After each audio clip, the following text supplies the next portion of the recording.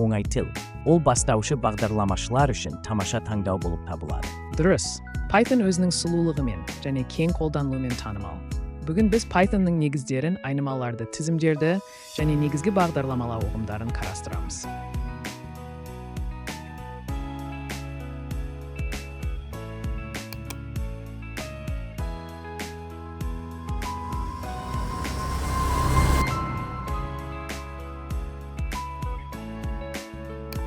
Python бұл қарапайым және оқуға оңай тіл. Ол бастаушы бағдарламашылар үшін тамаша таңдау болып табылады. Python бұл бастаушылар үшін оңай оқылатын және жазуға ыңғайлы бағдарламалау тілі. Сіз оны веб-сайттар құрудан бастап деректерді талдауға дейін қолдануға болады. Python көптеген салаларда кең қолданылады. Ол бірнеше қызықты мүмкіндіктер ұсынады. Мысалы, Pythonда тізімдерді пайдалана отырып, мәліметтерді тиімді түрде сақтауға және өңдеуге болады. Дұрыс. Python өзінің сұлулығымен және кең қолданылуымен танымал.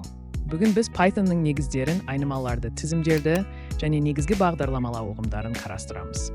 Дұрыс, тізімдер Pythonда маңызды құрылымдардың бірі. Бірнеше элементті бір айнымалыда ұстауға мүмкіндік береді. Pythonда бағдарламалаудың негіздерін үйрену өте қызықты. Айнымаларды анықтаудан бастайды. Айнымалы дегеніміз бағдарламадағы мәндерді сақтау үшін қолданылатын контейнер. Мысалы, x = 10. Бұл 10 мәнін x деген айнымалыға сақтайтын жол. Түсіндім. Енді Pythonда тізімдерді қалай жасаймыз? Тізімдер бұл бірнеше мәнді сақтауға арналған деректер құрылымы. Тізім жасау өте қарапайым. Жақшаларға алынған мәндерді тізімге қосамыз. Мысалы, 1, 2, 3. Бұл 1, 2 және 3 деген сандардан тұратын тізім.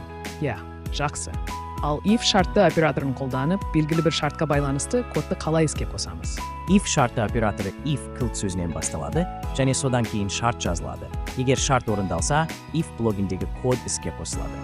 Мысалы, if x = 10, бұл x айнымалысы 10-ға тең болса, if блогы іске қосылады.